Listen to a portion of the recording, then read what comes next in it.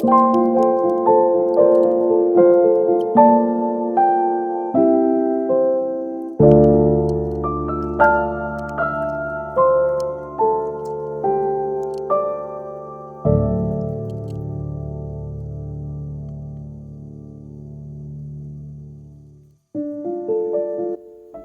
and welcome to my new subscribers, and welcome back to my returning viewers.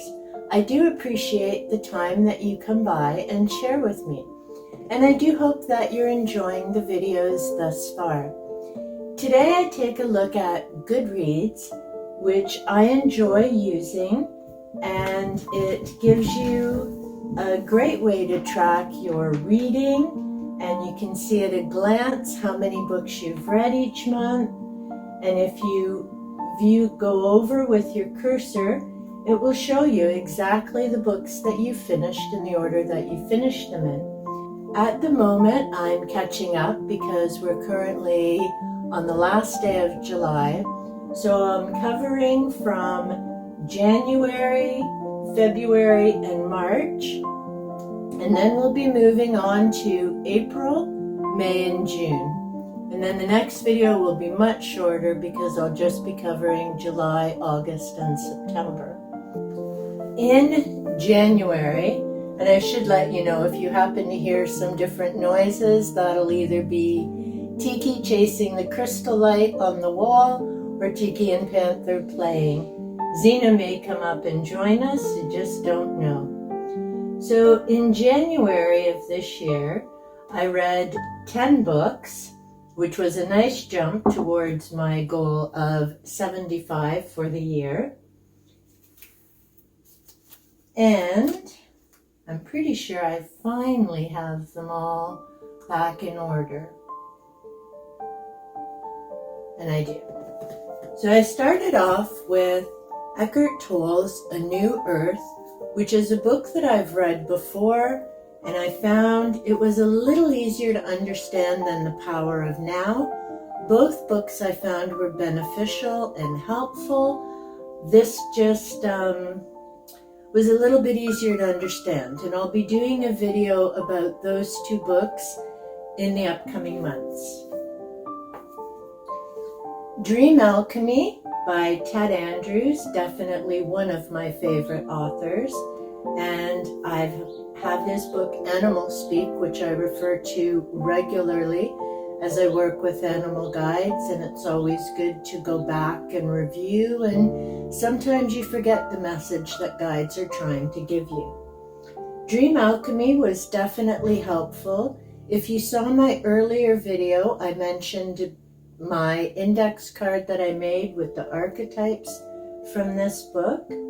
So if you're interested in working with dreams or understanding your dreams, I definitely recommend Ted Andrews.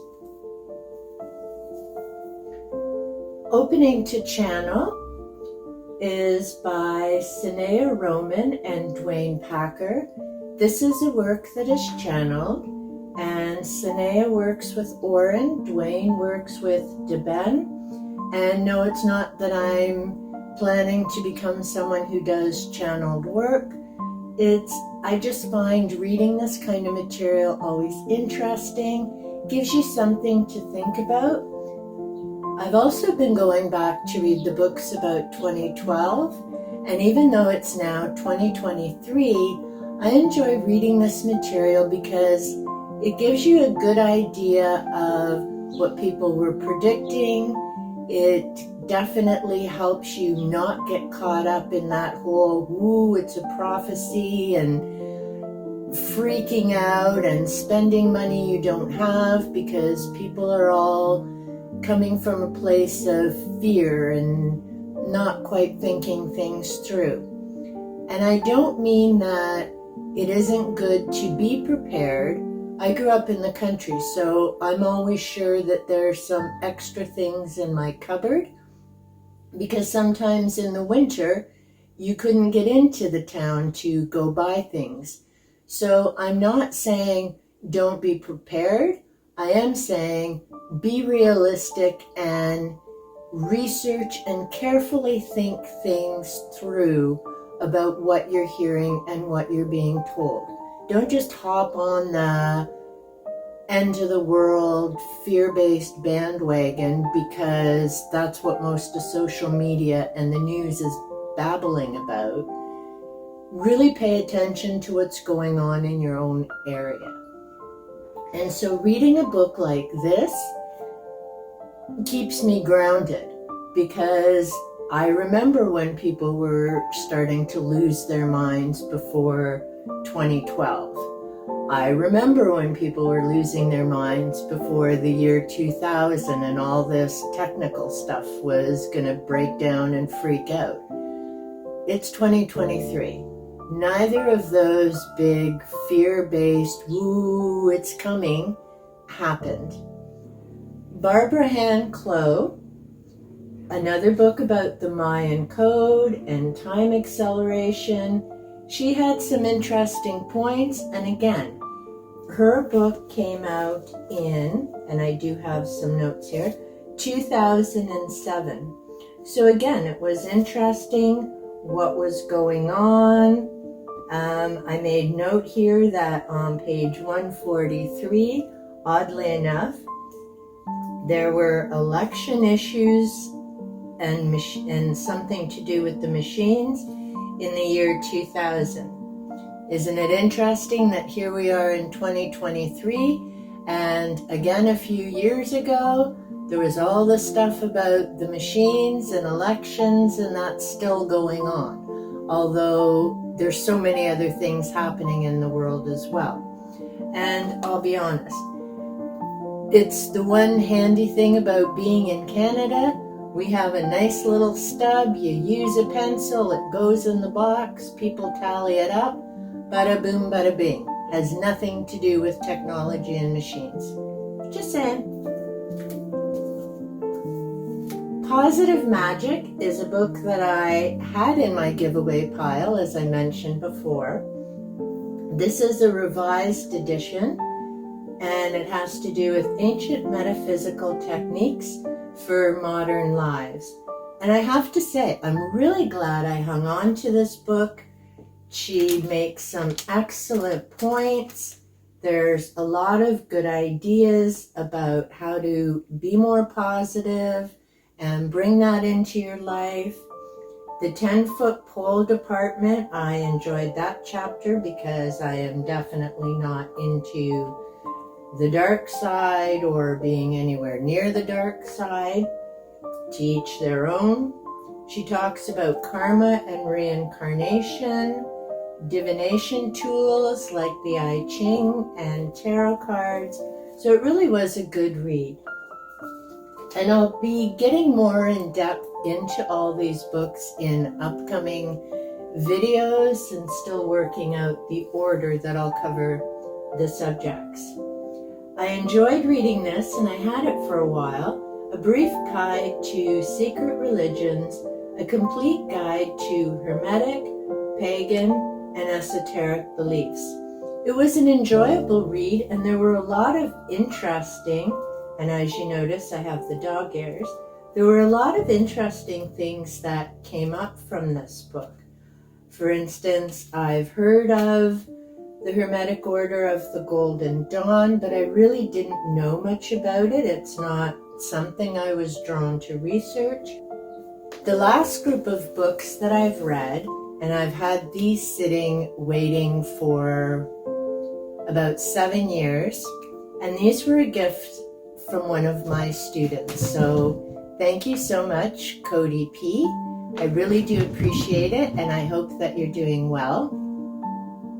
And I enjoyed reading this series, and it's funny, this is actually the opposite of what I do. Normally, I've read the book before I see a movie. In this case, I've watched the movies a number of years ago as they came out, and I've just, this January, read the series. And again, the movies were good. I enjoyed them, other than the third movie doesn't really finalize everything, and I'm not sure what happened with that. I think they were planning another movie and it just didn't come out. But the books, I'm happy to say, did have a final ending. They were very interesting, and I'll talk more about this series in connection with the Hunger Games, in connection with House of Night. So that will be upcoming down the road. I'm glad February started with Refuse to Choose. And if you've read Barbara Scheer and this particular book, then you know about scanners, and we love to delve into different subjects. We'll deep dive into a subject, and then we'll move on to something else. What I found fascinating about this read, and I'll definitely be going more in depth into Barbara Scheer, is she talks about scanners, and it's not just following subjects. It relates to jobs and changes and just the way that we move through life. The very interesting thing I found is how some people who are scanners are actually diagnosed as ADHD. There's a lot of similarities between the two, and I'll get more into that when I cover the book. But if you're someone who finds you've got a lot of interest, you move from subject to subject, as I do, as you've noticed through the readings, and you may have picked up on from some of my other videos, this book is really, it's a nice validation about it's okay to get interested in different subjects and move on. 20,000 Leagues Under the Sea is much like the Divergent series for me. I watched the movie years ago, and I'm sure if they did it now with CG, it would be quite different. But I've just read 20,000 Leagues Under the Sea by Jules Verne.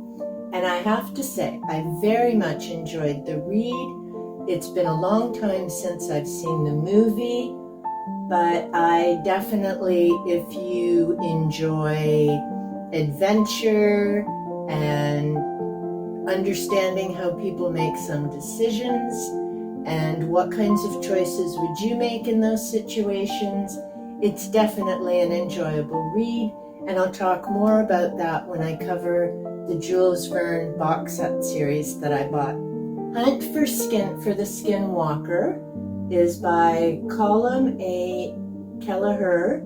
He's one of the scientists who did some research at the Skinwalker Ranch, and George Knapp, who I recently mentioned, and there was news coverage in Las Vegas about some interesting lights, and they were observed by police as well as people in their homes.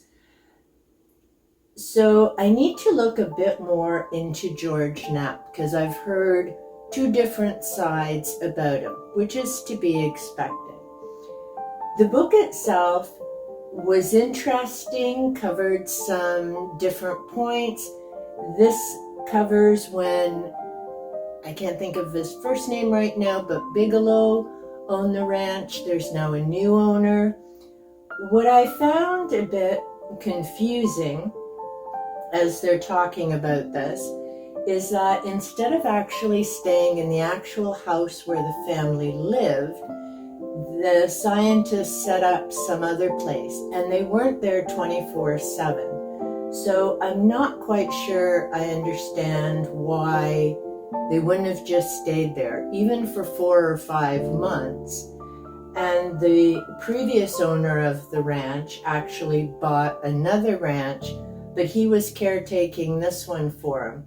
So there's things that just don't kind of jibe for me, because how do you manage 2 ranches? The other is, there were owners prior to this couple whose name is different in this book, but I believe their actual name has been shared in other books and other articles. But there were owners previous to them, and yet I've never come across anything from those previous owners. So there's a few hinky things about this whole story. And again, I'm not saying there isn't something going on there. There's certainly legends and stories by the indigenous people of the area. So there's something about that area. I'm just not sure it's, well, I don't know. I'll talk about it more when I get into covering this book. Ontario Ghost Stories is by Barbara Smith. And again, I enjoy stories from my own area.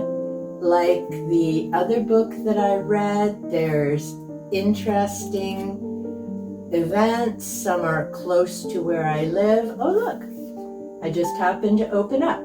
The history of the Grand Theatre in London virtually demands that it be haunted, and it is. I've been to the Grand Theatre and watched a show there. And I can't say I've ever felt or noticed anything when I was there, but it was very interesting to read about what she came across. So I'll be covering that more when I do a video on ghosts, and I'll be talking about her book as well as John Robert Colombo. Waking Up in 5D, a practical guide to multidimensional transformation. And this is by Maureen J. St. Germain. What really drew me to this book was the design on the front and the image and the symbols.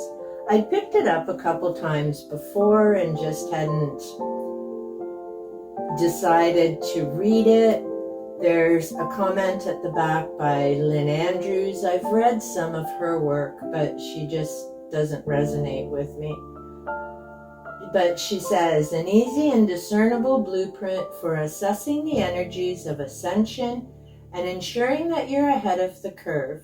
Your own intuition will resonate as you move through the processes. Maureen takes you through a step-by-step process that allows you to understand that you've already been waking up in 5D.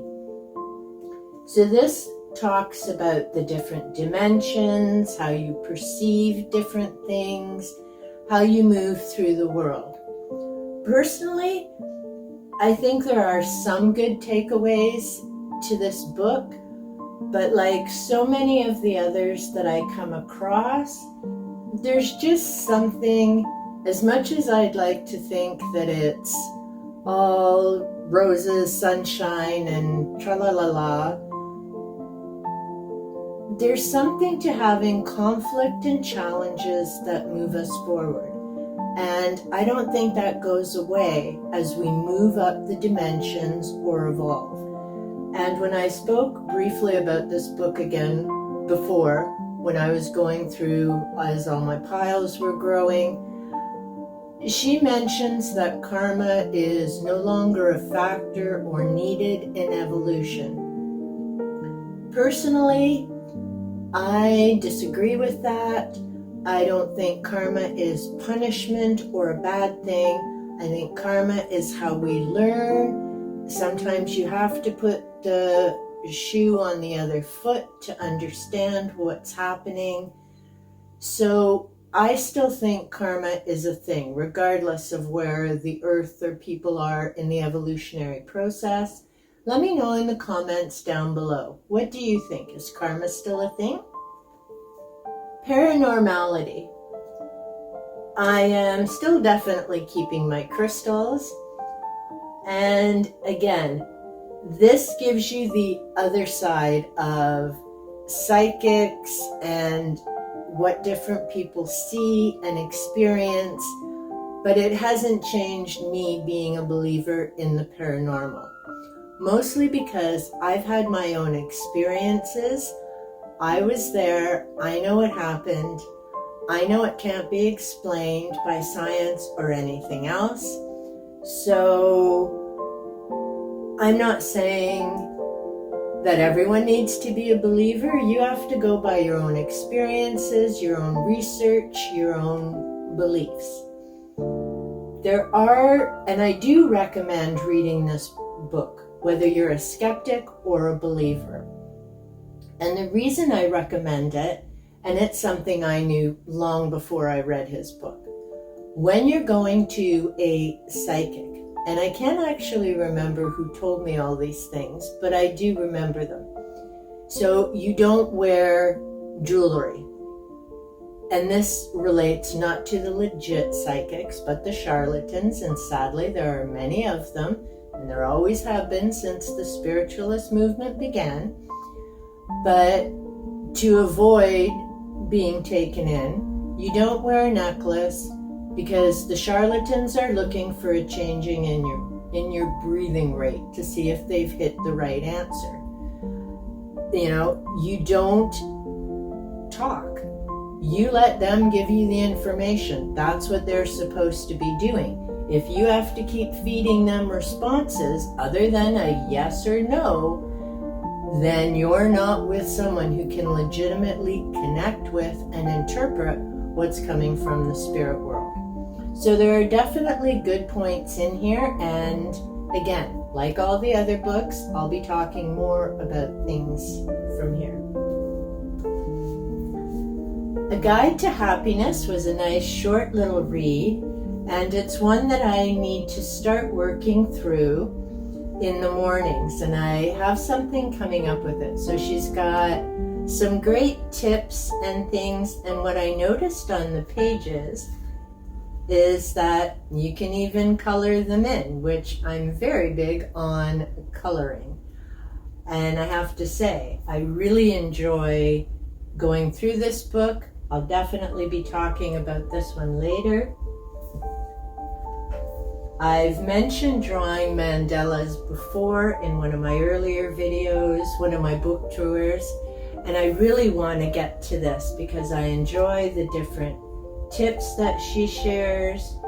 She talks about different supplies. There are patterns that you can use.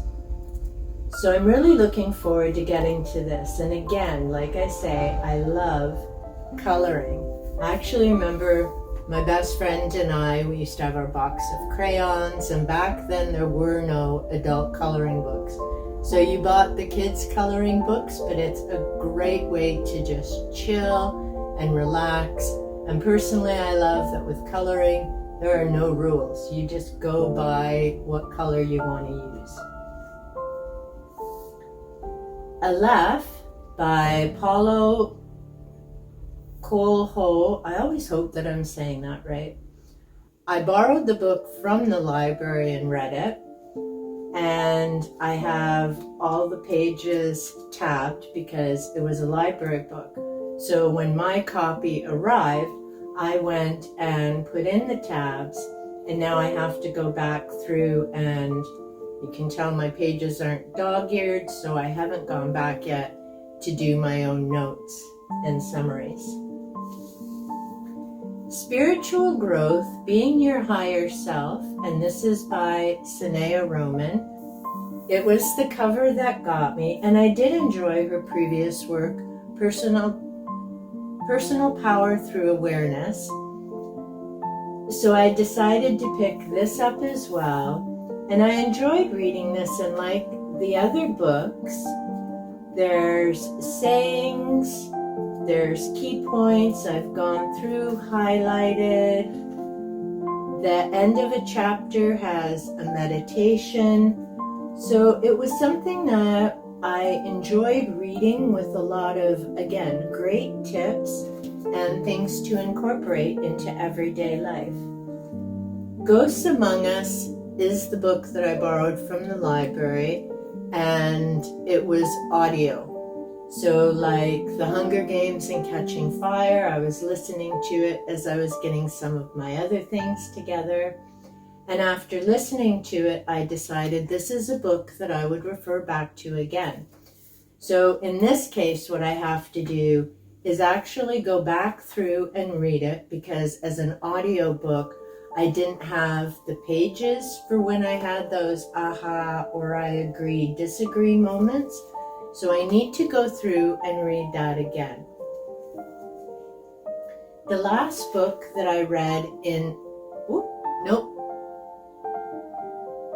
the last book on the list that I read in February was Prince Lastat, and it is, I believe, the final book of the vampire series. Let's see. Old vampires roused from deep slumber, bidding of a voice, commanding they indiscriminately burn their kin, cities across the globe. Louis, Armand, even the vampire Lestat must embark on a journey to discover who or what is driving this mysterious being. Now, if you haven't read the Vampire Chronicles, you can actually pick this up and just read it as a standalone novel. It goes through the different vampires, gives you some of their backstory. So it's an enjoyable read just on its own. The other books that I read in February, and I have to say I'm quite surprised. I think I had 1, 2, 3, 4, 5, 10, 11, 12, 13, 14, 15, 16, 17, 19 books in February. So obviously I wasn't doing much in February besides reading, because it's the shortest month, and I think it's the month I read the most books. The other books that I read through February, and these I borrowed from the library. So Manuscript Found in a Cura is also by Paulo. The Hunger Games and Catching Fire I borrowed as audiobooks. Unfortunately, my library didn't have the final book as audio. They only have it as a CD.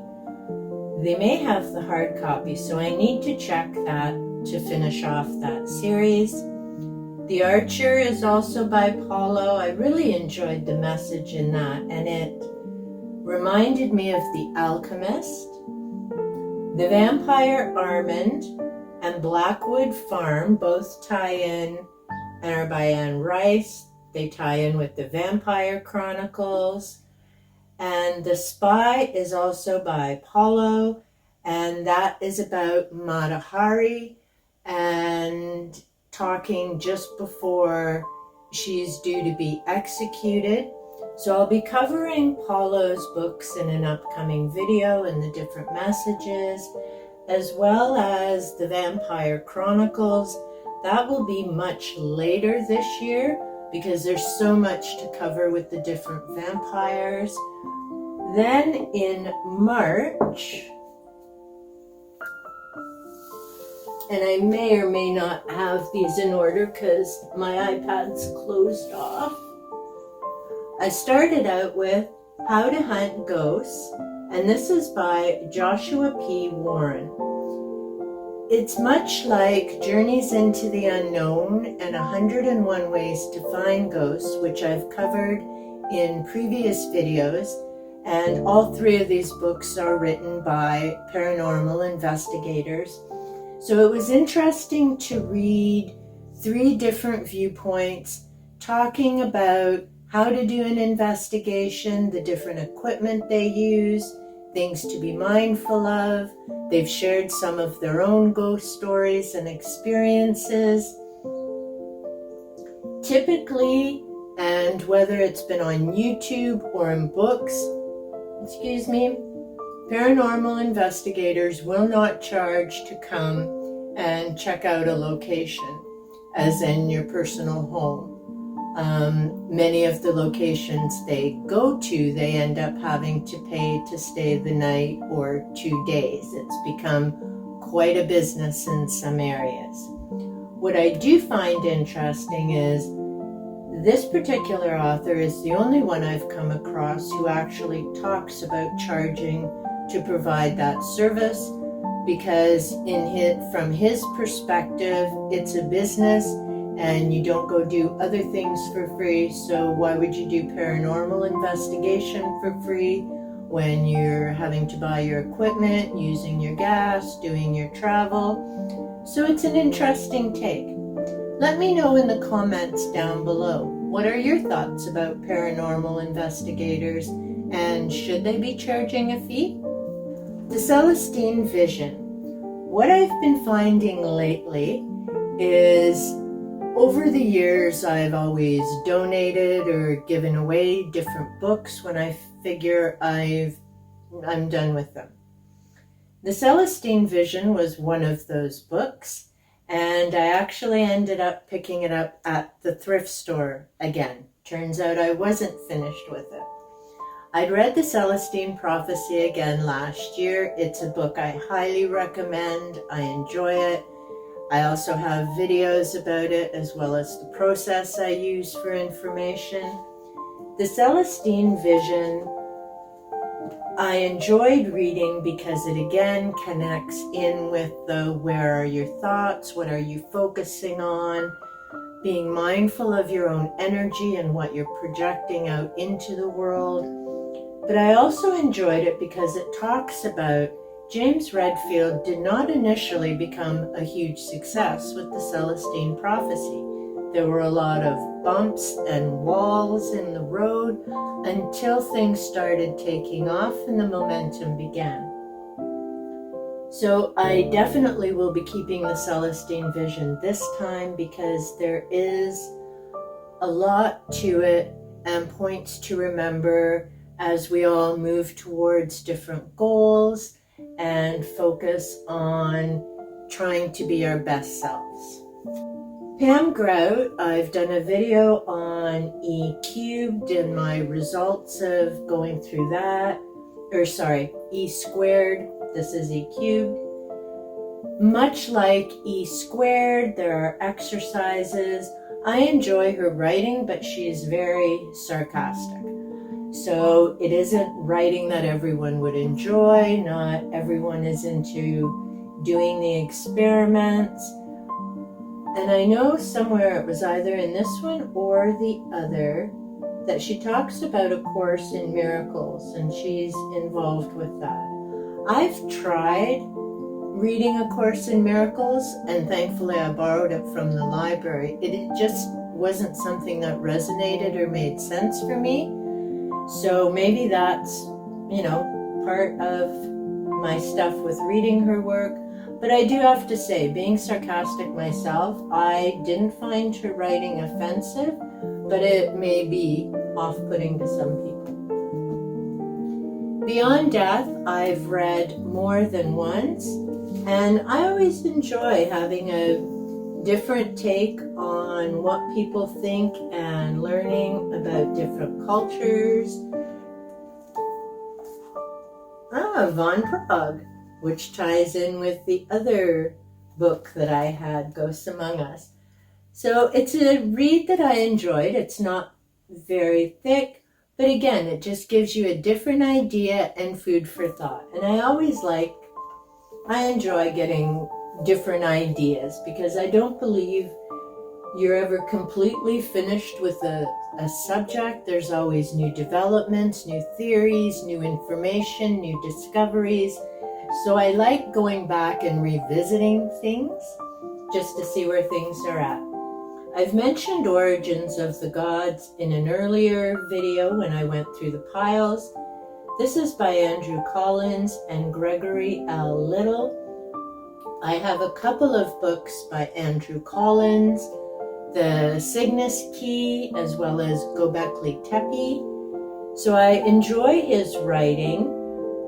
I've learned, and this also touches on skinwalkers, transdimensional intelligences, which is what some people believe ghosts and spirits are.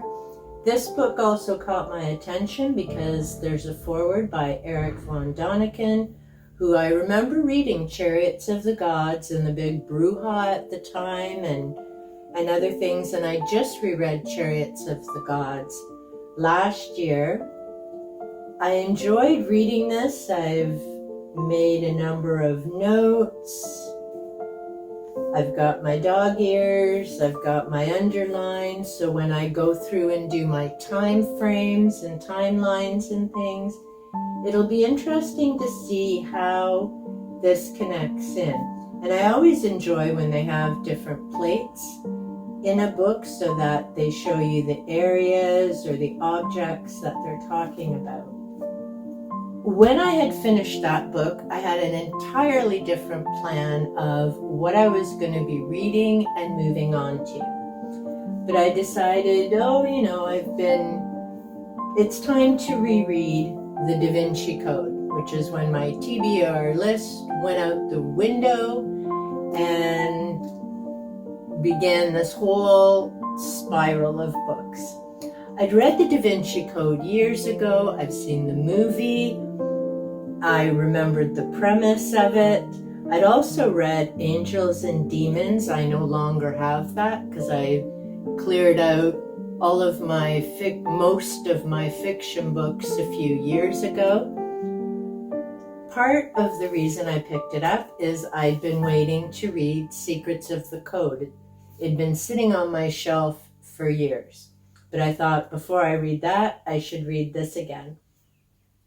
I did enjoy the read. I can't say I'm really impressed with the character Langdon. He's a bit of a dingle, but as far as, symbols and different puzzles and things, I'm really kind of sad Saunier gets knocked off in the first part of the book. He would have been a far more interesting character to read about, but that's just me. So this is where my TBR went off the rails. I decided before I got into all of that, I had picked up John Saul's Shadows during one of my thrift store shops, and Shadows reminded me of why I moved away from reading fiction stories. Don't get me wrong, there are some good ones. I enjoyed Divergent and a number of others, but I'm not someone who does well, whether it's in a movie or a book, if there's something to do with an animal and an injury, I'm just not good with it, which is part of why I haven't read some of the newer Stephen King books. If you've ever read Tommy Knockers, for me, that was an extremely difficult read.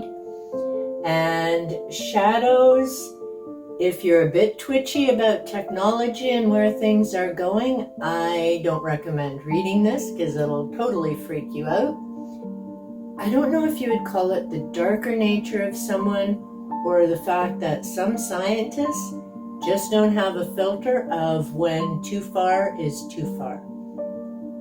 So in typical John Saul, it was creepy, it freaks you out, and I'll talk more about that when I get into covering some of the fiction books. Secrets of the Code, as I say, I've had sitting on my shelf for ages. Finally got it read, The Unauthorized Guide to the Mysteries Behind the Da Vinci Code.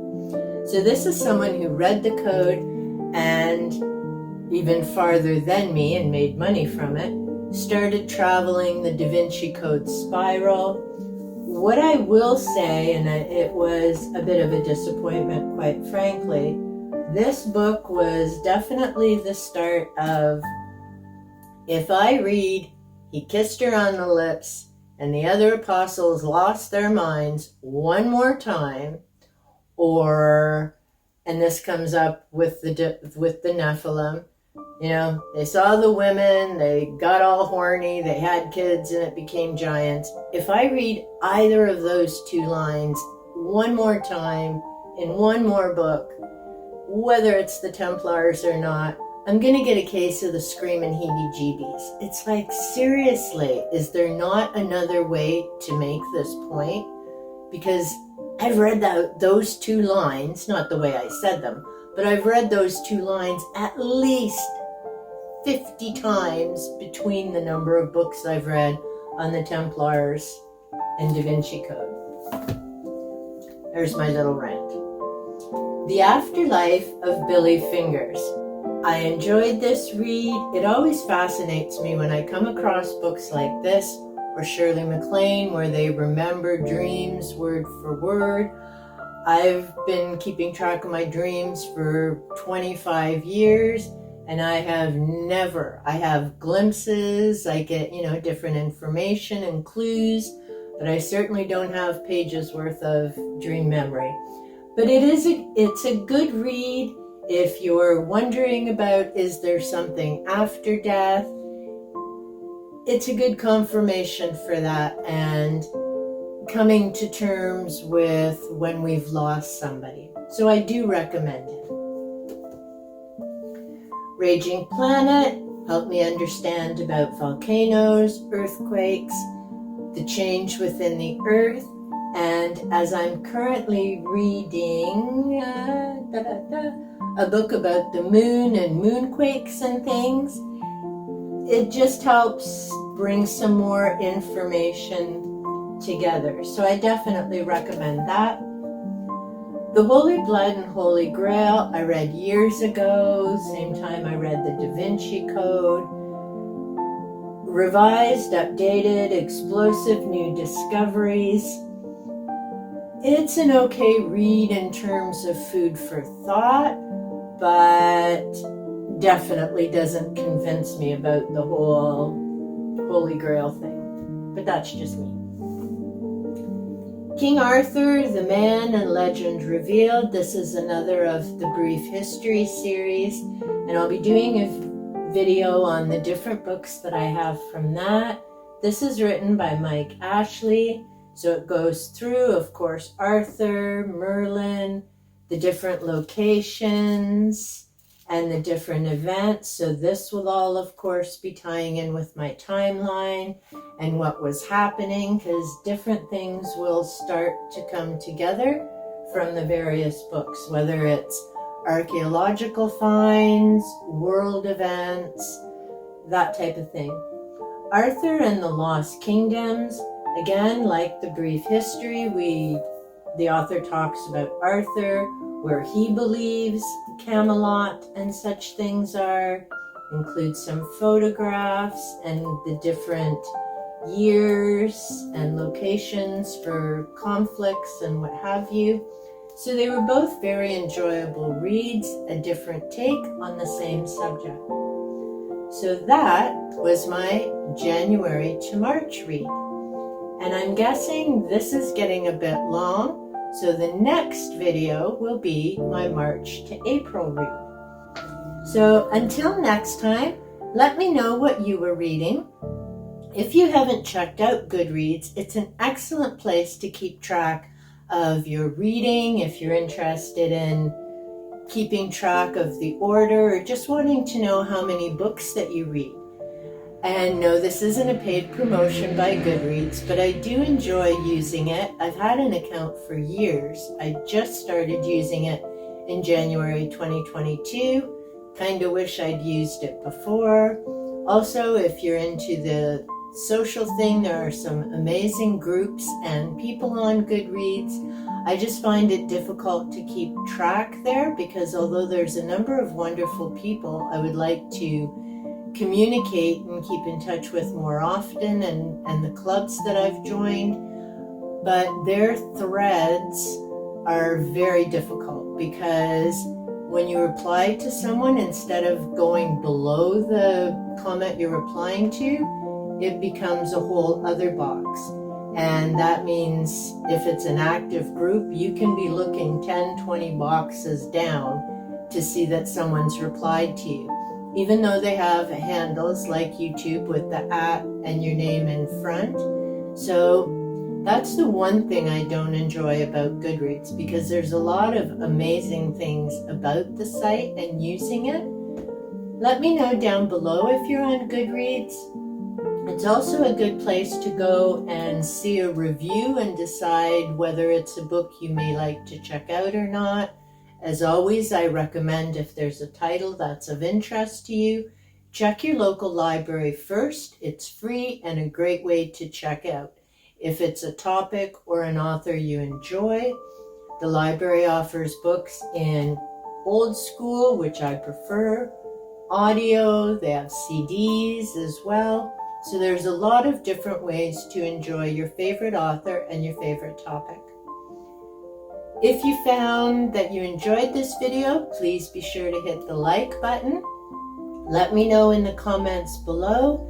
Have you read any of these books or any of these topics of interest to you? Also, remember that if there are things that have kind of piqued and tweaked your interest, be sure to click on the subscribe button and turn on the notification bell so you know when I upload content that may be of interest to you. Until next time, happy reading!